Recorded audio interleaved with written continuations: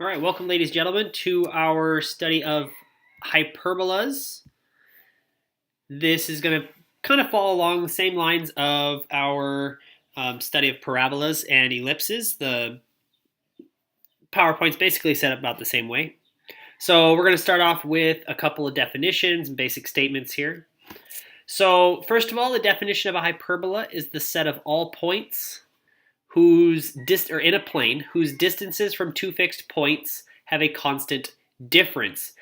If that kind of sounds familiar, because that's almost the same as the ellipse, where rather than a difference, you have a sum for an ellipse.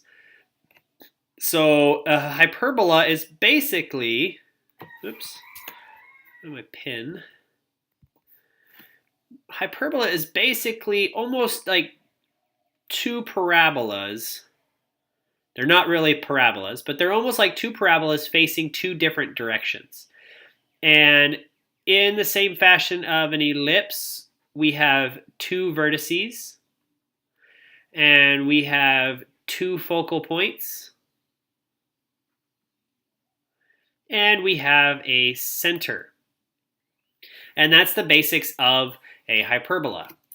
So we have these things called transverse axes, or a transverse axis is a single thing. It's the chord, which just means a line segment, lying on the focal axis connecting the two vertices. So going from V1, sorry, my pen decides to mess up here. So going between the two vertices, this distance is 2a, which means the distance from the center to a vertex is a. And also the conjugate axis doesn't really have any big effect on the picture itself. It really has effect on how to graph these particular equations. But the conjugate axis is the other direction. And that would go this direction here, even though we don't actually draw it. And this distance would be 2b. So the distance up would be b, and the distance down would be v.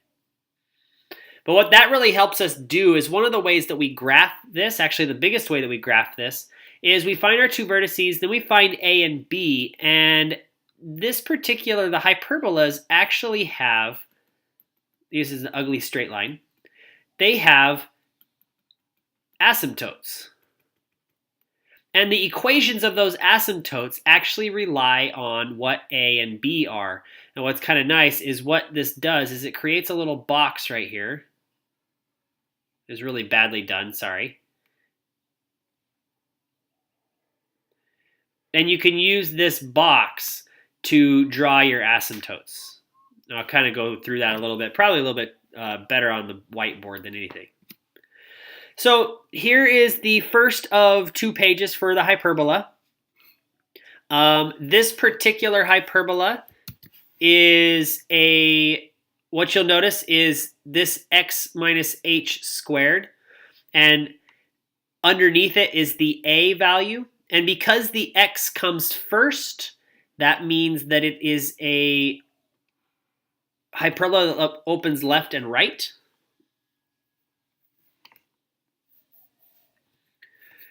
And there's some things that you need to notice here that's different than the ellipse. The ellipse has a plus sign where a hyperbola has a minus sign. And one of the big things that you should have noticed on that last picture is that, as always, the distance from center to vertex is a, and the distance from center to focal point is c. And that's in both directions. Oops. So it goes for the same for over here on the right-hand side of this particular hyperbola. And what you'll notice is a, that means a is not always the biggest number. And that's very key for us to understand, because here, a is not the biggest number. A could be the bigger number, but it's not necessary. What A distinguishes is A always goes underneath the first half and B always goes underneath the second half of this equation. What makes you know if it opens left and right is that the fact that the X comes first and the Y comes second, which likewise means if Y comes first, it opens up and down.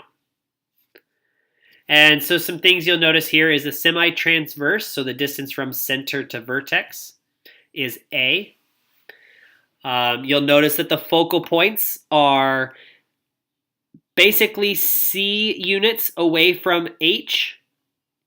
And you just kind of think about this as since it opens left and right, the focal points have to be left and right from center, so I'm going to change the X value.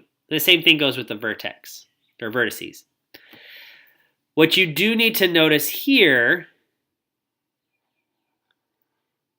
is the Pythagorean relation for hyperbolas is different than the Pythagorean relation for ellipses. And that comes to do with the fact that C is now the largest length in this particular type of function. And the last couple of things here is the asymptotes. If it opens left and right, the asymptotes are plus and minus b over a. So that's the slope of your two linear functions. And it goes through the center hk. So x minus h plus k. Or goes through the point hk. Okay, so pay attention here. I'm going to switch to the next page. And again, this is now with a opening up and down hyperbola. So you'll notice that y goes first, which means it opens up and down. And all of the rules still apply. Here's your center. From here to the vertex is A. And from here, I didn't draw it yet, here to the focal point is the value of C. You'll notice the focal points are up and down from the center. Again, the transverse axis is still A. The conjugate axis is still B. The Pythagorean relation is the same as the last page. What you'll notice different here for the asymptotes is the slope is just the reciprocal of what was before. But everything else is still the same. So let's get into a couple examples. So what I want to do here is I want to find the equation of this particular hyperbola. So it says the transverse axis has endpoints of -2, -1, and 8, -1. So what I always do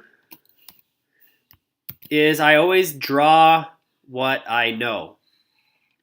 So at -2, -1, and at 8, -1, I have 2 points. So the transverse axis, when they tell you the transverse axis, that means these are my 2 vertices.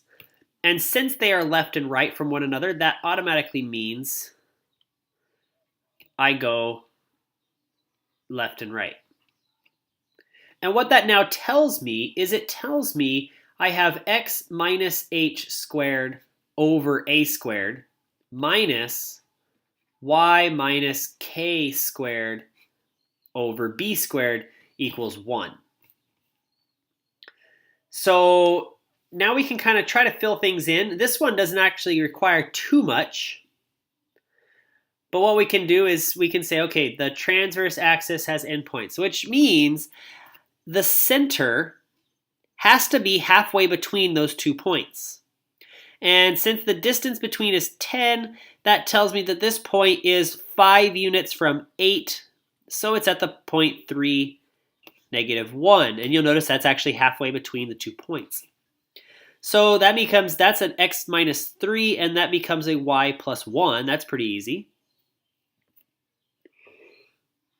And there's actually no calculations to do in this particular case because, whoa, what happened? Because the distance from center to vertex is A, and I already know that's 5, so that means this is a 25.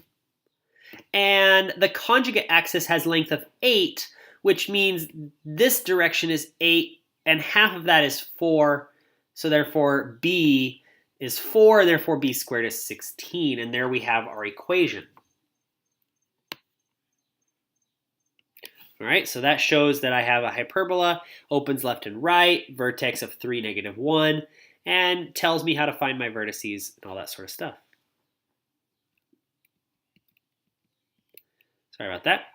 What if I was to give you 2 focal points and the transverse axis of length 8? So again, I'm going to go straight to just graphing what I know. 0, 15 is up here. That's a focal point. And 0, -15 is down here. That's a focal point. Which means it's going to open up and down because the shape has to go around the focal points. And what's nice about this one is it tells me the center is now 0, 0 because it's going to be halfway between the 2 focal points. So my center is 0, 0. And since it opens up and down, it's going to be y squared. Well, it could be y minus k, but since k is 0, and it's going to be over a squared minus x squared over b squared equals 1. It tells you the transverse axis has length 8, which tells me that a is 4, half of that. So since a is 4, that means this number gets a 16. Now here comes the calculations. Since a is 4 and c is 15, I need to figure out what b is. Well, I can go and say that c squared equals b squared plus a squared. So therefore, 225, which is c squared, equals 16 plus b squared. And b squared is 209. Now, here's what people usually do. They'll solve for b for no apparent reason. The equation is b squared. So I don't really care what b is. I care what b squared is. And you'll notice that it's just 209. Well, here's what's interesting in one of those places you'll find this. Notice that a is not bigger than b in this case. Okay, so pay close attention to that. B is bigger this time. Oops. All right, so here's another one of those types of problems that people kind of don't necessarily enjoy, but I kind of do. It is one that you have to do completing the square. So let's go ahead and start this. You'll notice first it's 25y squared minus 9x squared, which means it's going to be a y minus x. So we'll just keep it this way. I'm going to look at my y's first, and I'm going to say, okay, I'm going to factor out a 25, and I get y squared minus 2y plus blank. Minus, now here's where you have to really pay attention and focus, because I didn't rearrange this. But I took a 9, or a negative 9 out of x squared, so I'm left with x squared. And I took a negative 9 out of negative 54, so I'm actually left with a plus 6x plus blank. And I'm going to add 281 to both sides. And I'm going to add my plus blank plus blank. And let's go ahead and let's not use green because I don't think green's going to come up very well. Let's use blue. All right, half of 2 is 1, square is 1. Pay attention, you didn't actually add 1, you actually added a 25.